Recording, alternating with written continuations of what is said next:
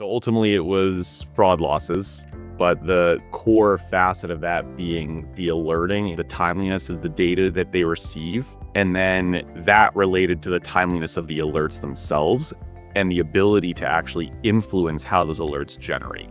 And it's not one size fits all anymore. So we had specific fraud trends that were causing us significant losses, and the end result was no ability for them to be able to reduce our losses.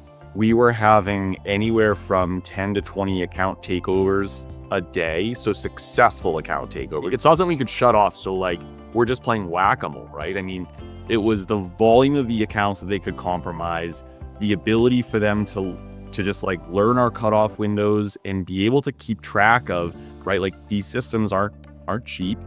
I have to layer in multiple systems. They're very different, but they're complementary. And when it's not doing what I would expect it to do, that's when we had to go to market and really define our business requirements, what we want to accomplish. Like we need that ability to go in and influence what data we're looking at and influence the rules that we're using around that data.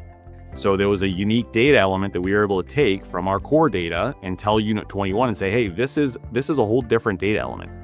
Right? And then we built rules specifically around that, eliminated the report. It's 20-minute data intervals that we're getting, and those alerts generate a lot faster. Oftentimes, the first point or the first alert that we see is coming from Unit 21. So right now, we're 50% of our cases, the initial alert comes from Unit 21. And every week, I get a report of cases and where they were detected, and if they weren't detected, how we can build a rule to detect them going forward. So it's just a constant feedback loop. Now we can empower, like most of the rules have been created by our analysts, like our fraud investigators. Like it's not a dedicated data analytics department, whatever. It's the people that have been in our fraud department for years. They're the ones creating these rules.